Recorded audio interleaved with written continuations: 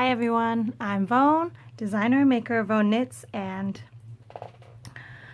today I'm going to show you how I crochet at an edge. So what I'm doing is I'm working on a pattern right now, and when the pattern's available you can get it in the description in this video, but if it's released before this tutorial, like if the pattern's not ready, once it's ready I will add it into the description. So you might be watching it before or after I've already made the pattern live. But I'm filming as I'm designing the pattern. This way I feel like these video tutorials can help you when you come to a section of the scarf that I'm showing you. So this is a color block infinity. In previous episodes I showed you how to change yarns and weaving end over the ends. And then the last video I showed you, or another earlier one, where I show you how to connect the two infinities, the two edges to make an infinity scarf. So now we have an infinity scarf. And so today's tutorial is a part of this pattern is, so I made this scarf like skinnier, and how to add width. I'm going to do a color block, but I'm going to do a color block on this side now. So we got two colors here, this one and this one. And then now we're going to pick up and add color along the edges. So a lot of people get intimidated by adding, by crocheting over the edges because they don't know where to put it. But this is a half double or half double crochet. So the holes are very easy once we get going. So the other thing is I ended, here's another tip, I ended over here. I ended on this side, so my end was actually over here, but I actually like the way this edge looks because I'm not doing a trim on the other side, and I didn't like the way this end looked because there's like a little gap. So I feel like this side's nice and clean over here. See how it's nice and clean and smooth? So I'm not going to do anything on this side, even though that's where the end came from. So what I did was I weaved in my ends so that I can have this part coming over on this side, because I want to show you how I crochet over it. And then the other thing is, the tip is, see how it's this color, so it's perfectly to go over here. And so I wanted to show that part of the tutorial for you. Since there is a, well, we could just start right here. So we're going to pick up the new yarn, the new color, and just give me a good stretch to work with. You don't need that much, but I did it that much. Ooh, I double wound that. I don't even know how that happened. All right, so we're just going to stick it in the beginning hole somewhere. So you want to chain and then hang on to those two, because now we're going to just crochet right over the ends. And oh, I want to do a half double on this, so wrap the yarn around and a half double. So now, because you're over the edge, you want to see, I want to feel out exactly the distance, the gap. So as long as I'm consistent, right? So we're going to go and stick it in this hole, and then stick it in this hole, and we'll feel out how it looks. And yeah, it does look like to be the lower hole, and then the higher hole is the two edges. So the lower one in here, and then the higher one. Yeah, it looks pretty good. It looks pretty consistent. So higher and lower. And I think the difference between those two are the turning chain from one end and then a half double on the other side. You know how like when you're going back and forth, I think that's the difference between the two holes. So the higher hole over here and the lower hole. If you don't know, like I said, if you don't know, it doesn't matter what holes you stick it in, whatever's comfortable, but just make sure you're consistent with it. That's my tip for anybody that like crochets over like trimmings and they don't know how to crochet over the edges and they don't know which hole to go. And you always want to check, and you want to make sure your gap is still good and it does look nice and even and flat. and it's going to get better when I get to my second round and my third round, because I do want a thick border. It's going to end up, well, depending on how much this ball will, but I'm hoping to get like a 3-inch border on this side, but we'll see how it works out. I might end up going into 2 skeins, so who knows.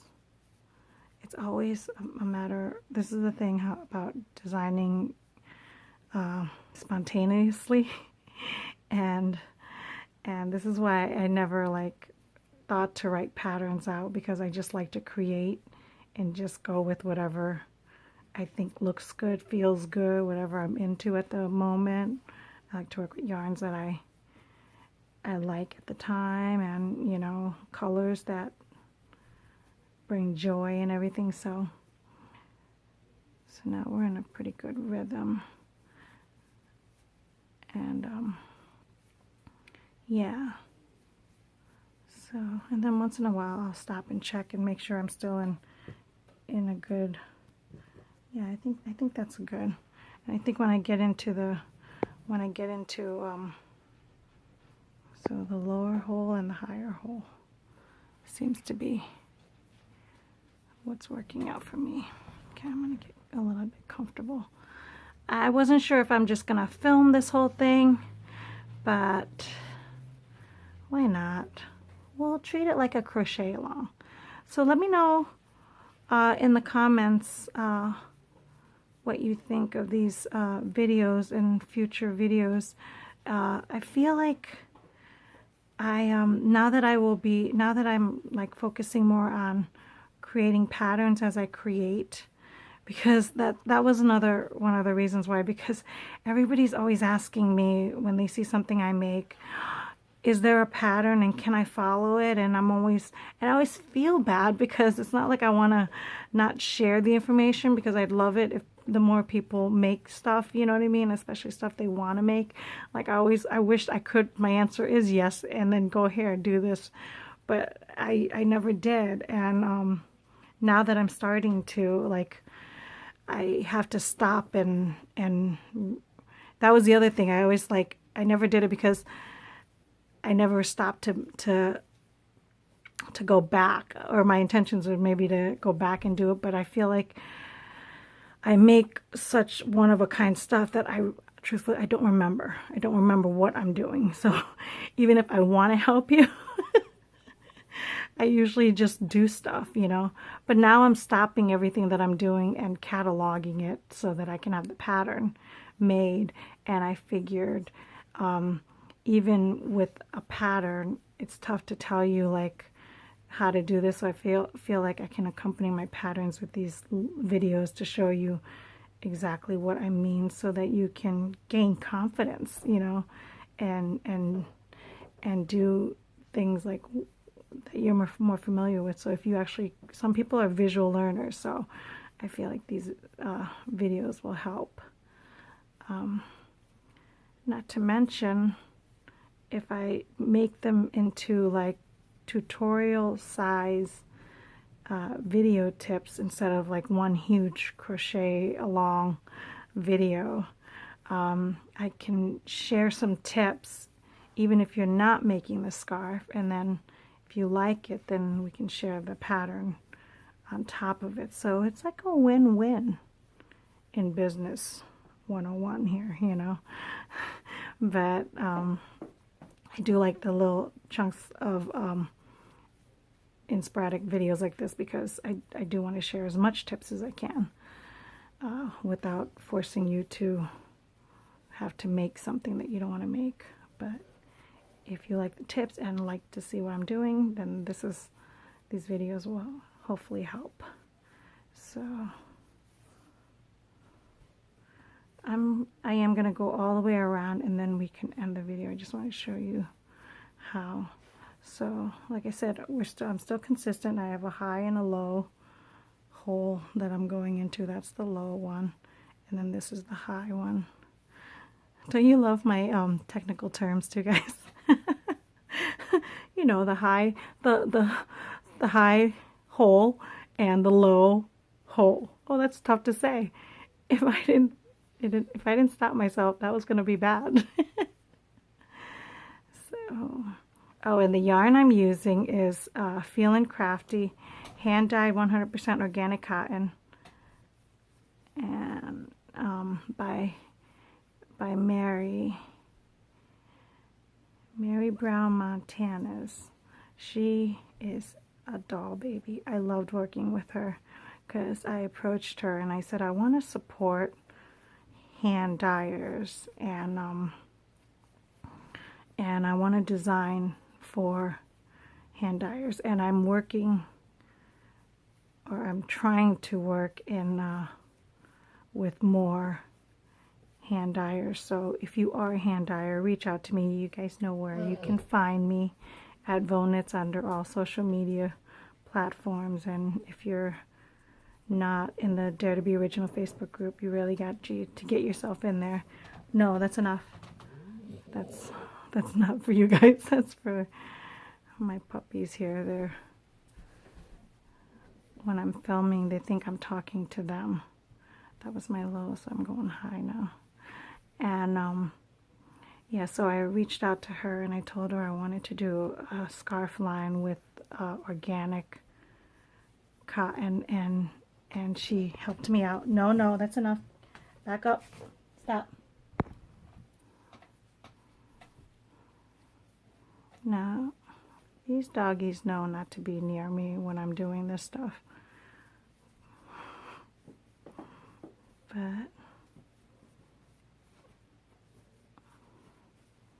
and that one's Indie, short for independence. Okay, so here we're at the, that was the low and this is high, so we're at the end. So what you can do is how to close it up is, so we're at the beginning now, and you just slip stitch that right in there, and that closes the gap. See how beautiful that is? And then it's perfect. And then for the next one, so then we're going to chain and just chain and half double crochet right over the top. That's what I'm going to do, yeah. And go. I'm basically going to do this like maybe 5-6 more rounds, however much this ball will get me, and hopefully I can get like a 3-inch thick band on that side. So we'll see how it works out. But so be sure to like this video if you do, and that's how, see how easy it is, and look at nice and smooth and flat. And like I said, it doesn't matter what holes you go into, just make sure that you're consistent with it. And my consistency was that high and low hole. So yeah, if you like the video, give it a thumbs up, and if you haven't already, be sure to hit that subscribe button and hit the bell once you subscribe, so that you don't miss any of these videos, because I'm going to have a whole bunch more coming your way. Alrighty, God bless. Until next time, bye.